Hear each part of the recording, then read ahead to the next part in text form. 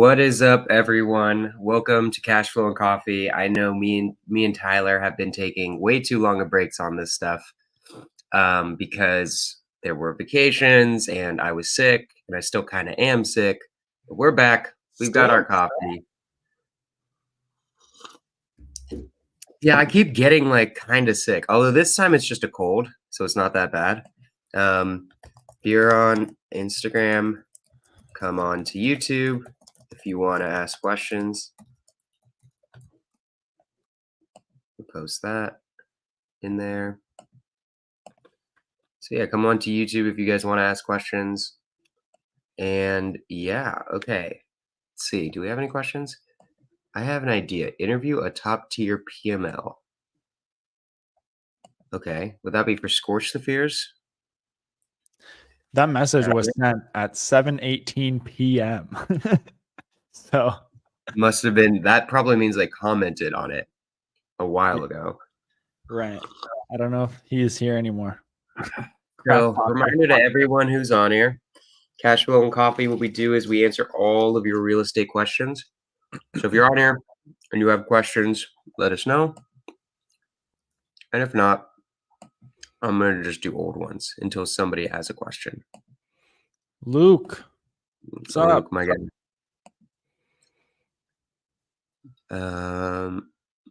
Questions. Podcast questions. All right. We've got the regulars here today. Always. Okay, well, somebody asked a question while I was looking up a question. How many times do you have to follow up with an agent before you get one lead on average? It's a good question. I actually don't know the answer. That's not something we're tracking. Probably should track that, actually. That would be a good thing to track. I don't know how we would track it. Do you have an idea of how we would track that? I have an idea. Just like we get a closed deal and see how many times they were followed up with first? I have an idea. Why don't you tell us, sir? Well, it would be an automation in the workflows where every time a text follow-up is sent, it adds +1 to a different field. So we can have a total of how many times has this agent been followed up with. And then anytime you move a property to closed, it adds a +1 to the to a different field of closed deals, and then we can calculate the average. Pretty interesting. Speaking of the Devils, have they been moving opportunities to closed or no? Yeah, we move them to closed. Okay, good. Good. Yeah. Yeah, it depends, but there'll be an average. I think Jamil said something like 11 once a long time ago or something like that. It's hard for me to remember. But yeah, it's something like that. I'm gonna put that on my to-do list of things to implement eventually. This is a really long question. Blah, blah, blah. She's about to be under contract. Sellers want an extra 2 weeks. First, I said it would be a lease back, but then I said perhaps we should do a holdback. But then I realized with a lease back, the end buyer will get money, whereas with the holdback, they won't. This deal does not have a big spread. I'm not saying that it will. I am not saying that it will cover all closing costs. Partly to balance that out. But will an end buyer be discouraged by giving an additional 2 weeks? No, not usually. Usually they can handle 2 weeks in there. I'm letting What's more important is it a good deal? That's the real question. That's all they care about. They'd be willing to do a holdback or a rent back for 2 weeks. Just depends. I've done a holdback of 29 days. People do holdbacks. You could do even longer if it's not California. Yeah, I would to make the buyer feel even more comfortable, add a per diem if possible. So if they don't leave, they get a lot of money. They get money. Yeah. So they're not bleeding. How was the meetup in SF? I was there but left early. It was sick. You were there. I mean, Richard went there, you know it was sick. It was a great time. Did Kristen go to that? Kristen didn't, and that was my fault. I completely forgot to send her the flyer. But you know who was there? Rihanna was there, which was really cool to see her. What? Yeah, it was cool seeing her in person. I didn't know she lived in Cali. You're an idiot. She lived in San Francisco. She lives in San Francisco. Oh shit! You paid her. I feel like a few times. I did pay her. How many leads do you get a day, and how many agents do you follow up with? Do you know she's working for Paul and Michelle? Yes, I do know that. I think we did a deal with her. I was like trying to go through her deals. I'm like, I think that one we did. It like was I can't remember we made $5,000 on it, but I can't remember the deal. That was Rihanna's deal, so that was cool. Nice. How many leads do you get a day, and how many agents do you follow up with that day to get that many leads? We get about 5 per acquisition manager, like real leads a day. We're right now implementing a system to like double or triple that. Because if you can make it where you're getting more like 10, 15 leads a day, because it should be, if they're a good closer, it should be about 30 to 35 leads and then one close. So if we can make it, that should make it, instead of a deal a week, like a couple deals a week, if we can get them that many leads. So that should be cool. Well, yes, don't do that in California. Yep. Luke, when is Minnesota meetup? Well, make Minnesota less cold, dude.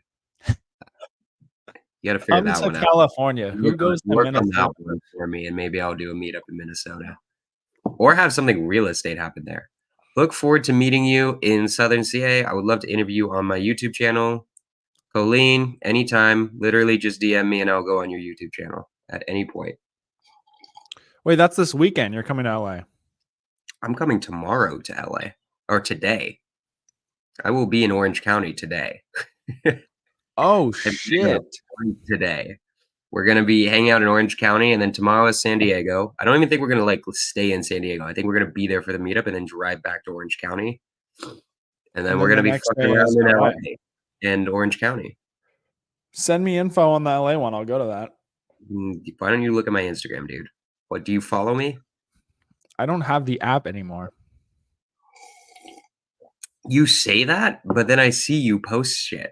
Like you posted about your goddamn like BMX thing or whatever. I download it and then I keep it for a few days and then I delete it again.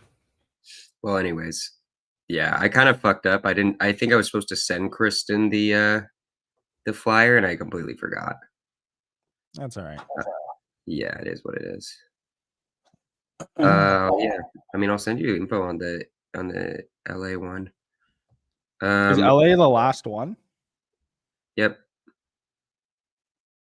All right. LA will be in West Hollywood. Oh, nice. Yeah. You don't have an Instagram, so now I have to send this to you over what? I don't know, Discord or text. Facebook? I check that less than my Instagram. Here you go. You get the Instagram link, so you can go like the post and get followers on it. Can you clear up? Yeah, like Colleen, though, to answer your question, yeah, feel free. Hit me up anytime. Well, I'll go on your YouTube channel. Can you clear up how to get to come up with a purchase price amount to put on a sub-2 agreement? Sorry if that's not something covered. I believe it's principal balance plus cash to seller. And what else? Any loans you're getting. So if you're using private money, right? So I'll do an example. Damn. I was hoping I could do a whiteboard. Canva. I could do it. I wish I could do. Hold on. We're going to share my screen because this will help if I can share my screen. Hold on. Share screen. Entire screen. All right. Just real quick. Just so you see this.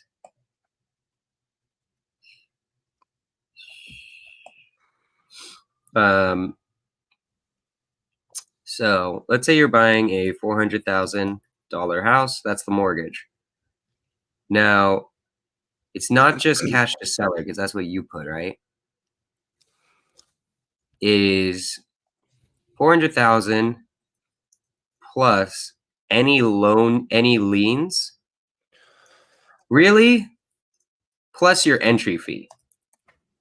So let's say, I mean, I don't know if you want me to show you an entry fee right now, Mike, but you're going to need whatever you get a loan for. So if you're using private money, right? If you're not using your own money and you're using private money, let's say you need $50,000 to close on this deal. It's plus $50,000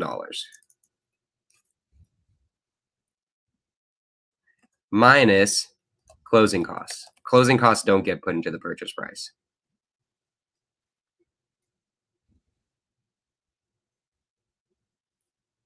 Actually, they do. Basically, any loan you get, that gets put into the purchase price.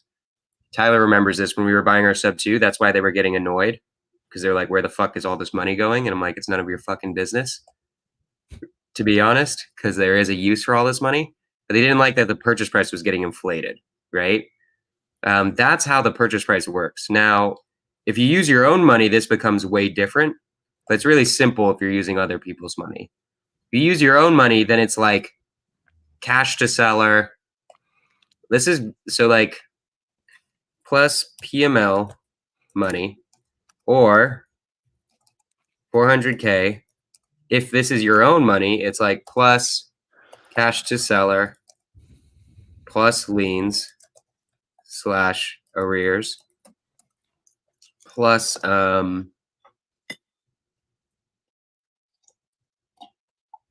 closing costs.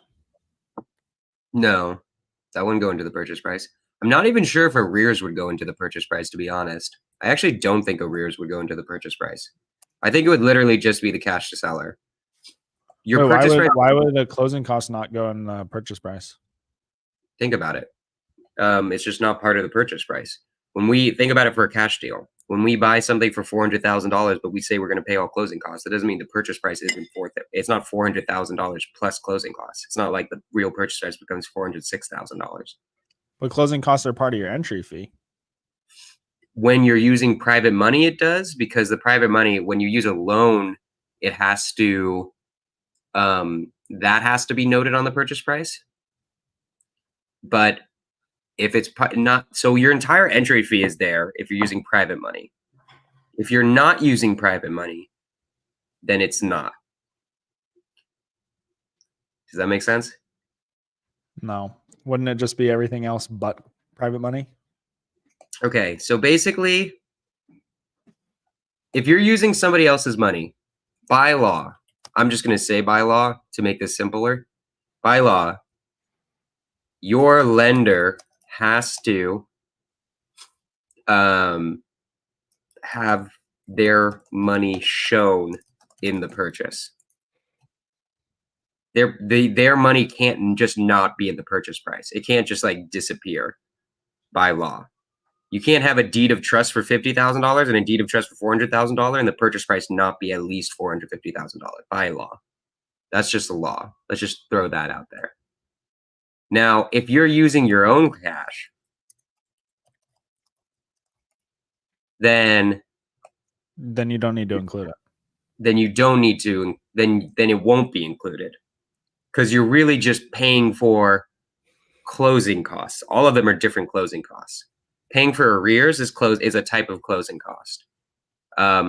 Cash to seller actually increases the purchase price. I don't know if an arrear would be increasing the purchase price. My gut says no. I've only done it where I use other people's money. So I'm used to that route. I think if I was using my own cash, it wouldn't be added to the purchase price. I don't think arrears and liens would be. Rehab money, definitely not, right? Rehab money definitely doesn't count towards the purchase price if you're using your own money. But if you're using a private money lender, it does, just because of that law that I'm talking about. I think it's just cash to seller plus loan amount if you're using your own money. If you're using other people's money, then it's whatever you're borrowing, just because by law, your lender has to have their money shown in the purchase price, right? I'm 95% sure of that. I'm not like 100% sure of what I just said. I'm like very close. If anyone's on here and being like, no, Jonah, technically blah, blah, blah, let me know. I'm like 90 to 95% on that, because the issue for me is I'm used to just using other people's money. I've never bought a sub 2 with my money. How many agents is each acquisitions person following up with automated follow-ups to get those 5 leads? Well, is that each day or in general? In general, each one has about like 1,200 active agents in their follow-ups. But it's including intro calls and follow-up. So it's 15 follow-up calls a day and 15 intro calls a day, 15 to 20. Although we've got to reduce that now. So, anyways, per day, it's probably like, I would imagine. What do you think? Like at least 100 go out per day? Something like that. Okay, thanks. I'll DM you, and I'm excited today. You will be live here. I live here in Seal Beach. I record. Oh, dope. Yeah, I'd love to do a live. Yeah, just let me know. I would love to come in live, do it in your studio. That'd be sick. What's up, guys? How many new agents do you send messages out to per day per act specialist? That's a you question, Tyler. It's all you, baby. About 300. Holy shit. Per day per act specialist. And that'll get us. How do we make that 3,000? We get more people, more managers, more everything, more money. We just get more per person. Make the system better. Oh, we need AI. Which we'll have in like a couple months. So you're on it. Yes. So 300, that's the answer. Mondrian Hotel. Okay. Tyler, are you doing that for a dopamine detox? Andrew Hewitt talked about that on his podcast. What is Luke referring to here? Me deleting social media. The technical answer is no, but I guess you could say that. I just hate the feeling I get on social media, so probably. He's like, God, why do I just keep seeing Jonah over and over again? Yeah, that's the real answer. Fucking life with his I'm real tired of seeing Jonah. My business. Makes sense. I literally can't ever do this, I think, until like someone's just fully running my social media. I can't detox. I've got like 2 or 3 years. We have to be paying Marco way more money, basically, which is okay. I don't care. Realtor fees, if on market. I don't know. I don't know what goes into the purchase price if you're not using other people's money. I'm so used to using other people's money because when you use other people's money, it's simple. Like whatever you get a loan for has to be put on the purchase price. And then I just put all of this shit into that loan, right? I don't think so. If you're using your own cash, I would imagine not. I don't think so. I agree. I also don't think if you're using your own cash, I don't think that counts as part of the purchase price. If they're, yeah, I don't think so. Privy question. When setting ARV filter, does software automatically filter houses that are 70% just after just account for repairs and assignment fee? Will that be how to get your MAO? I don't know if it does that on active properties, but if you do that, like I've never used Privy to look at MLS properties, so honestly, I have no idea. But when you're looking at sold properties, yes, it will filter only properties that were 70% of the I'm pretty ARV. sure that for active properties too. It will do it, but Privy will calculate their own like ARV, so it's not like it may or may not even be right. So I usually, if you're looking at the MLS on Privy, I probably would just keep it at like maybe 80% ARV. And that'll kind of cut out the ones that are listed at retail, but also leave enough leeway for in case Privy's ARV was just wrong. Yeah. All right. No. That is 100. That is 100 people. I think, Tyler, what you meant was that's 100 people responding to the follow-ups a day, right? Or do you think 100 follow-ups go out a day? I was thinking 100. I was thinking 100 follow-ups go out a day. I don't know though. I literally have no idea. More than that go out a day. They get like 100. They get like 80 to 100 people responding a day. I think more go out than that. We have 1,200 that are in a follow-up that at some point throughout the week go out, right? What we know is it's about 30 to 35 conversations with agents to get 5 agent leads a day. That's really what you should be focusing on, Logan. Follow-ups and intro calls. 30 to 35 conversations. Example, list price 150K minus blah, blah, blah, blah, blah, blah. Would that be your MAO? No, definitely not. So the list price is basically irrelevant. That's just whatever the seller and agent think they can get, which 90% of the time is wrong.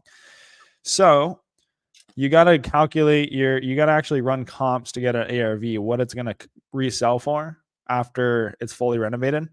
Then from that, you take, closing costs, agent commissions, a profit, rehab, or you could just take a percent of ARV. You can use Privy to look at the sold data and put it all on a spreadsheet and get an average percent of ARV that properties are being sold at. And you can, after reviewing the ARV for the property you're looking at, you can take that percentage and say, okay, based on the data, this is probably where an investor would purchase it. Let's say it is 70%. Then I can sell the house at 70% and subtract your assignment fee off of that. And then that's how you know whatever you can offer. But the list price, basically irrelevant when coming up with an offer. Unless your offer is like 200 and it's listed at 150, then probably your offer is too high. If you guys want our deal calculator, which is really John Galan's deal calculator, let me give you a link. Hold on. I'll give you guys a link you guys can sign up for.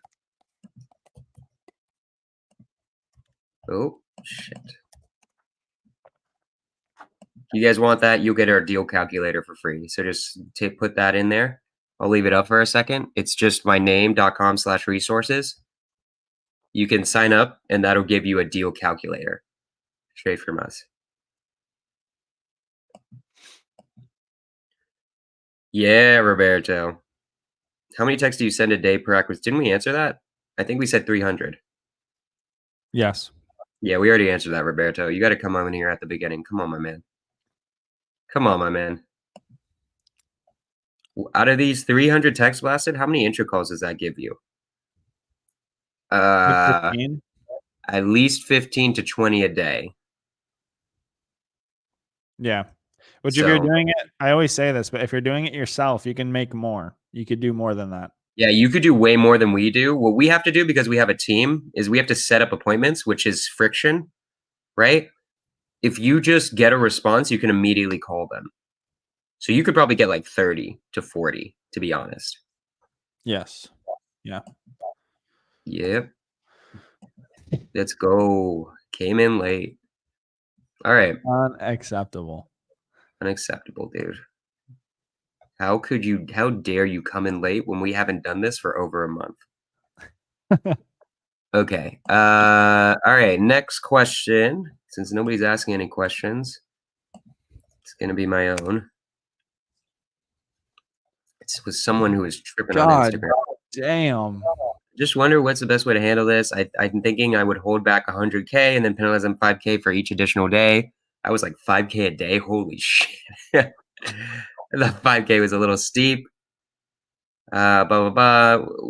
Double whatever the per day rent amount would be based on the errands. I was just trying to make it easy. Also give them incentive to get their bleep together, basically. So I was wondering what your opinion is on this. Is it better to do a lease back or a holdback? And if so, how should I structure it? One more question is this is an offer at 880. So I got them to agree on, well, let's start there. Is it better to do a lease back or a holdback? And how should I structure it? For me in our state, I like holdbacks more. The issue with a lease back is you kind of just made them a tenant, right? And you're sort of sound like you just made them a tenant, and that's no bueno in California. Generally speaking, if you're in an okay landlord-friendly state, I'd do a lease back if you can. I mean, it just means more money for the end buyer, so they'll like that more, right? It'll help them cover their holding costs a bit and, give them that time. I personally always like doing holdbacks too because it just helps the seller more. It makes us seem nicer. But I don't know. What do you think, Tyler? I agree with you. I like in California the lease backs are good because if it's over 20, I'm sorry, the holdbacks are good because if it's over 29 days, you have to do a lease, and then they become, like Jonah said, a tenant. Yeah. So then you're fucked if they don't actually leave. Versus a holdback, you could just do like a per diem and hold back X amount in escrow. That's such a crazy idea. I could sell you my house and then just stay in it. Yeah, that's fucked. Isn't that such a crazy thought? That I could just do that and then stay an extra 6 months in my own house and be like, nice. Yeah, that's why you don't want to do that, Yeah. I agree with you basically. She got them to agree to 1% EMD. Do I double that for non-refundable deposit from the buyer? Or round up, round down? What do you think? What should EMD be? In California, I always do 3%. So that'll be like triple that basically. But it depends on, I mean, that's an expensive house. So I would assume you could double it. That'd probably be good. Right. Wow. Luke's got a month and then he's walking into his boss's office and saying, I'm not working here no more. Fuck you. Wow. Is your offers to contract still 17 offers to get a contract? I don't know if I ever said that. It's about 30 to 35 offers. I feel like. I will be right back. I don't know though. Tyler, why are you leaving? I needed you to answer that question.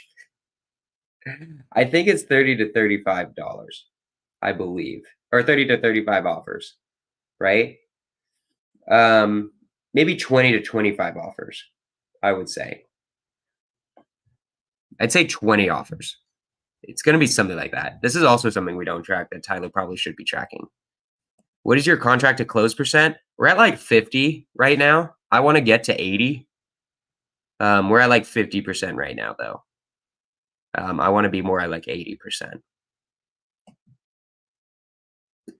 For how long in Cali? I'm assuming you're talking about the holdback. Just less than a month. Just do it less than a month and you're fine. Buyer's like 2 weeks, but you can do it like as long as it's less than a month, you're good. What did you need me to answer? I'm sorry. This is also something we should track. We do track that. Really? How many offers? Do you know the number? I have to look. If you can, like, give me a couple of minutes, I can give you the number. And we'll come back to you. I'm a realtor in CA. I've seen that happen. Seller refused to leave. Yeah, it's terrible. Right, Anthony. No FUs in the office trying to get the CEO as a private lender. Holy moly. That'd be wild. Look, boss, I'm such a badass. I'm leaving the company, but I still need your money, actually, to buy these deals, baby. What would you say the reason your contract close is 50%? Locking stuff up too high? There's a lot of reasons for that. I think one of them was new dispo manager. I think a lot of it has been like just our buyers are off. We haven't had any dispo VAs for like 2 months now. So we haven't had anybody adding buyers or really good at getting buyers into the pipeline. So our buyers list is a little bit more stale than I like it being. And we're not focusing in on certain areas we should be focusing in on. We've been getting too many in Oakland, in my opinion. So I think that's why. So I think a lot of different things we're going to do, like just really help like booming the buyers list, I think will be a big one. And that will be a big one too. I have our answer. Okay. It's about 32. 32 offers for a deal? Per contract, yeah. Yeah, that makes sense to me. So 32 offers, right? So we get 5. So that's why it makes sense too. We're a little off of a deal a week. We're like 3 deals a month usually. So it's 5 leads per day and then about 3 3 to 4 offers a day. It ends up being about a deal and a half a week. That makes sense to me. How are you going to boom the buyers list? By having two VAs who do. I skipped somebody. Wait, hold on. How many intro calls do you schedule per hour? We now do what we did. What we just moved to was we moved to a 2-hour time block. We schedule out each intro call by 5 minutes. So 12 in an hour. But you want to leave yourself 30 minutes. If you're planning for doing it for 2 hours, Roberto, you want to do it every 5 minutes, but then stop at an hour and a half and then give yourself 30 minutes to catch up on intro calls you missed. So it ends up being, if you average that out, about 9 per hour. But I separate them every 5 minutes, and then you have a 30-minute gap. So we really have it set up where it's 12 per hour, but then give you a half an hour at the end of the whole time block to catch up. That's like a new thing we're trying out. How are you going to boom the buyers list? Tyler, how are we booming the buyers list? We have 2 virtual assistants who do nothing but find buyers via tax records, social media, and all the other methods that we'll eventually do. But those are the 2 main ones right now. And yeah, literally all they do is just reach out to buyers, call them, see what they're buying, add them to our buyers list. We used to have it where the dispo manager would actually talk to the buyer and gather their criteria after the VA brings in warm buyer leads.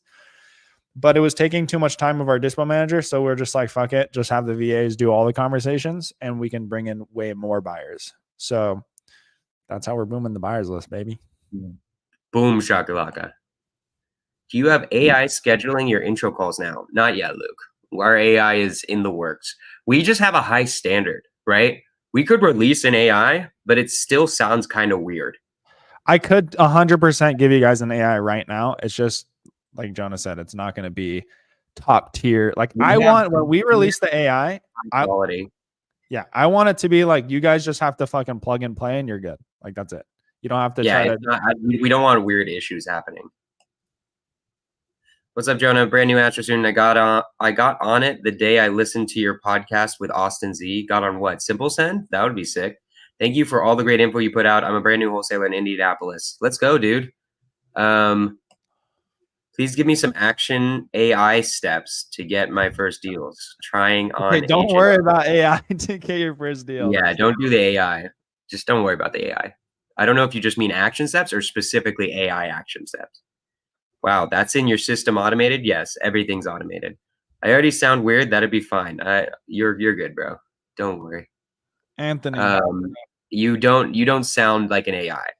You like an AI is like AI will see an agent who's like, fuck off. It's like, great, let's schedule an intro call.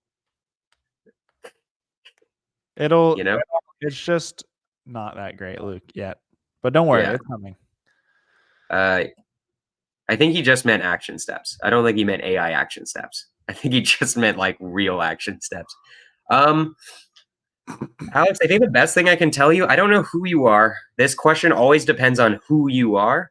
The best first thing to do is just create a basic system where you calendar your day, where you're like, there are 3 things you need to be doing all day in agent outreach.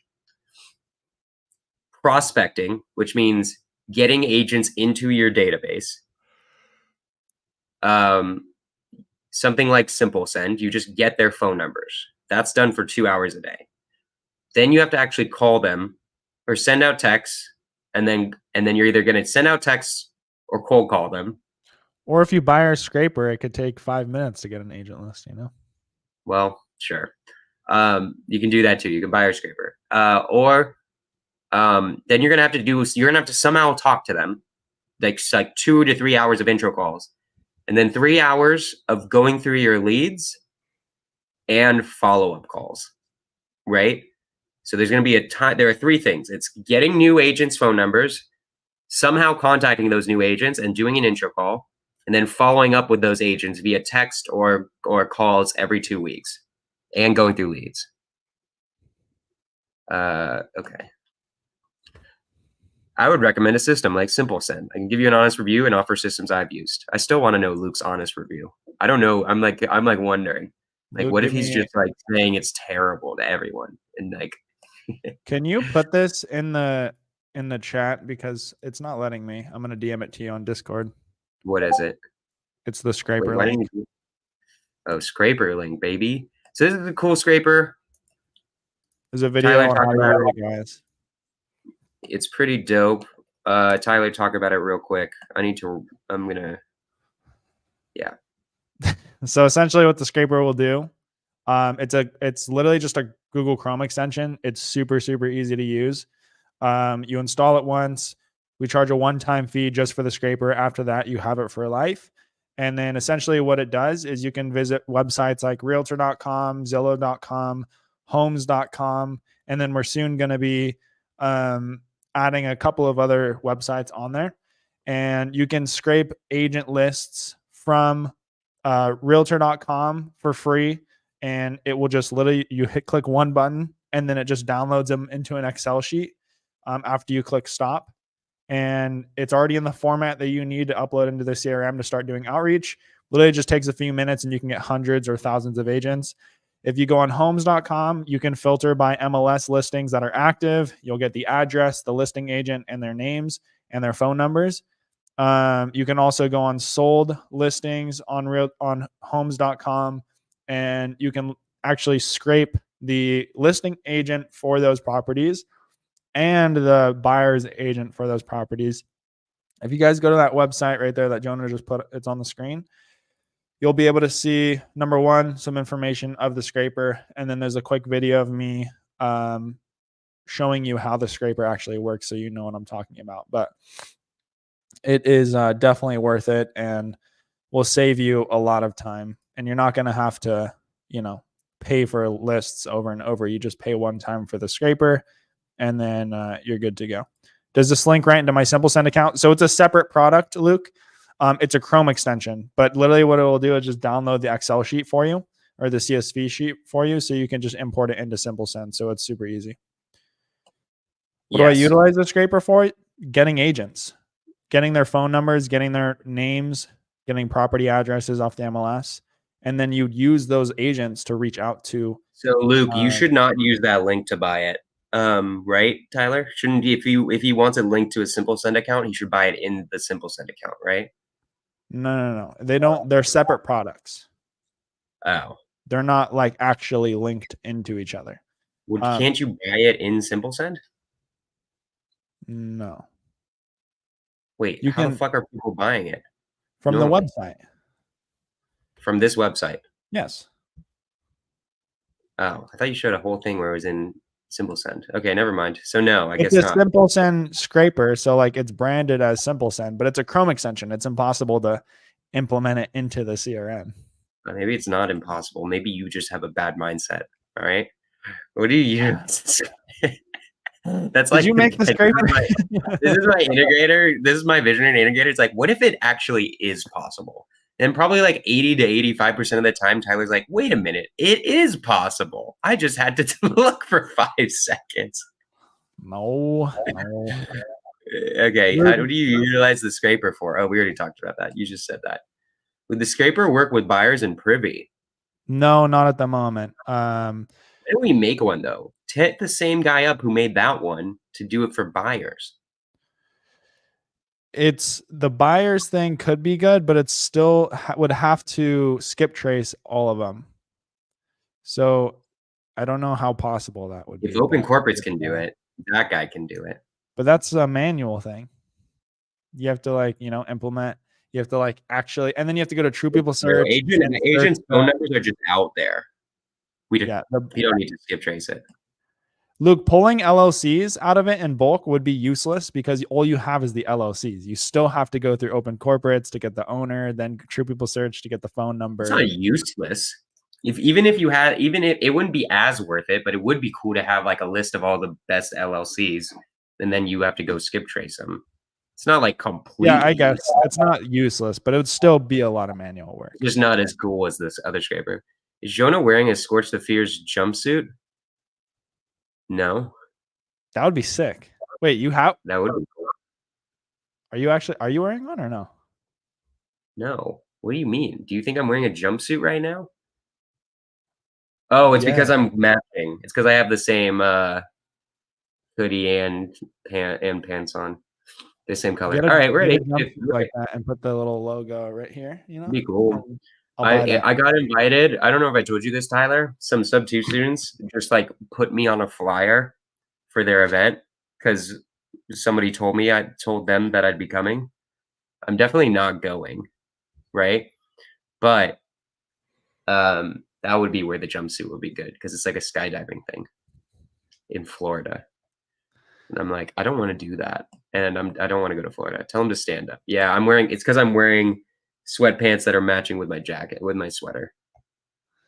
All right, Alex, this is your last question. Then we got to run. What % of ARV should I run on properties that's been on market for over 30 days? Really depends on what market you're in. Completely depends. California is about 70% right now. Not really. I think it actually is. I think our buyers just suck. One of my friends, I talked to a guy at that meetup who was sold something in he sold a cosmetic flip in Walnut Creek, which is a great area, for like 73% of ARV. It was pretty wild. I was like, damn. Maybe I got his number. I'm like, I'm gonna send you some properties. I had him put as a dispo wholesaler. And I wanted to be like, are you lying to me? Let's see if he's lying or not. All right. Well, we'll see. He claimed a lot of things that I don't 100% believe, but we'll see. I don't know. Okay. We got to get to our meetings. Guys, we appreciate you. This week, if you're in LA or San Diego, I'm going to actually, I sent you the link. I sent Tyler the link. Let me see. Oh, I can't do this with the live video on here. No, Anthony, I think it's lower. But Jonah might be right. Who knows? No, I'm not saying that's what we're selling stuff for. This guy sold it for that, which was impressive to me. Unless he's lying to me. I don't know if he's lying to me or not. We've been selling stuff at like 68 to 70% or 65 to 10% if it's a terrible area. Like right? It's more like 65 to 68% we've been selling it. Well, yeah. I'm trying to get you guys this link. I'm gonna be in LA and San Diego this week. I'm gonna get you guys the link right now. I hope this link works. Are you gonna be able to hang out at all? With you? Yeah. Yeah, probably. w.instagram.com. I'm gonna like text you where I'm going because I'm gonna be hanging out with the sub 2 guys a lot. But I will hang out. We will hang out. That link, Jesus, that's gonna be terrible. All of you just go to my Instagram. You'll get the addresses for San Diego and LA. San Diego, I'm gonna be speaking at tomorrow, 6 p.m. LA will be this Thursday, 6 p.m. So it's gonna be good. Tyler will be there at LA. I'll probably call him up like a couple times. So I'm like, Tyler, I forgot. How do we do this? Right? Yeah, I know. Sorry, Luke. Yes, we are going to be hanging out though with you. What the hell? With you? With you? All right, our company's starting. I appreciate you guys. LA, San Diego. I'm going to be there. I want to see all of you guys who live in SoCal. It's going to be fun. And we're out, baby. Let's go. Cashflow and Coffee.